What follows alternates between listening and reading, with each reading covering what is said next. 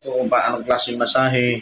Ano yung inborn? Pinanganak talaga kayo na hindi na kayo nakakita? O may pag-asa pa na ano yun? Wala na.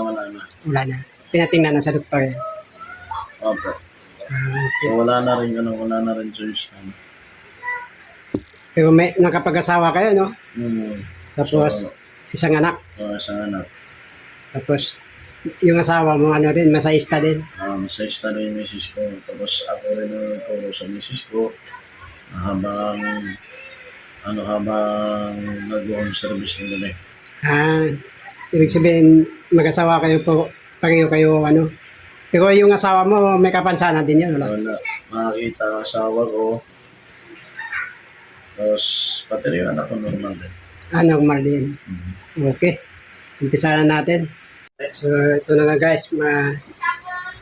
Umpisa na tayo sa pamasahe ng ating expert. So, mayroon pala siyang kapansanan. Ano yan, inborn yung ano mo, kuya? Anong pangalan mo, kuya? Anong pangalan mo? Glenn. Glenn. Ilang years ka na nagmamassage? 21 years na. Sa pagmamassage. Ibig sabihin, matagal na pala, no? So,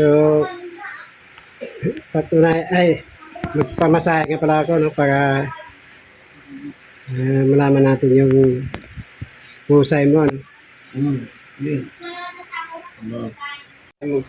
Guys, masahe, nilatag lang natin dyan ng phone. Nagpa-home service na tayo, no? So, may tawil tayo dito. Kailangan tayo ng tawil. okay. Gamitin din natin sa masahe. So, bago muna akong hawak ng client, mag-sanitize muna tayo para malinis ang ating natin. Ganyan ba nagkakag-masahe? Yan. Kailangan tayo ng tawil. Tuwalya.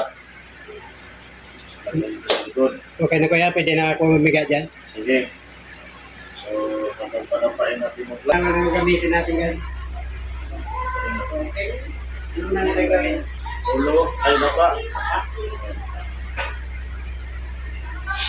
Okay, habang nagdapa ng client. Takpan. Yun.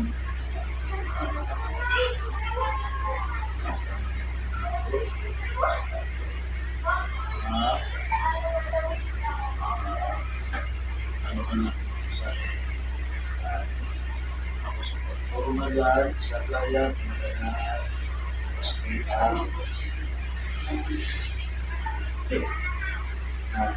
Guys, ang client. Nakasama mo. Kailangan maayos ang pagmasahe sa katawan ng isang client. Yan. Pupukasan mo muna para hindi rin sayang ang pagmamasahe nyo sa client. Kasi may iba kasi na kung ikukumpara sa spa at sa blind massage, magkakaiba. Kasi bakit? Anong kakaibahan sa blind massage at sa spa? Ang spa kasi masahe lang ang masahe, hindi sila nagpapasi ng oras. So kaming mga totally blind, since almost 21 years na ako nagmamasahe, so ang kailangan dyan, habang nagmamasahe ka, bagong orasan, tanungin mo muna yung client kung may diferensya ba sa buto. May bone fracture ba tayo, sir? May skin allergy po ba tayo, sir? High blood po ba kayo? O may sakit po ba kayo na hinaanan yung kung survivor cancer po ba kayo? Kapag ang isang client na magsabi na kung survivor cancer siya, wag na wag pumasahin. Kasi bakit? Ayon po sa DOH, mga masahista sa DOH na nag-take ng license, bawal po masahin ng isang client na nagkakaroon ng survivor cancer. Kasi bakit? Bakit sir na ayaw po masahiin ang isang client na nagkakaroon ng cancer?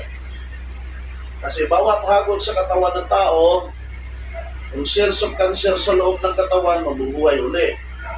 So, ibig sabihin yan, kung gusto mo pang gumaling, wag mo talagang hawakan ang client. So, ngayon, start na po tayo sa masahe. Ako na masahin natin. Oras muna tayo. 7:33. Okay. So, ang masahe na ginagawa namin ngayon, guys, ito yung tinatawag na shiatsu. Ang shiatsu, ang ibig sabihin doon, acupressure. Ano po ba ang acupressure, sir? Ang acupressure po, yung tuyo, pinipigan natin ang mga muscles sa buong katawan ng ating client. Ito.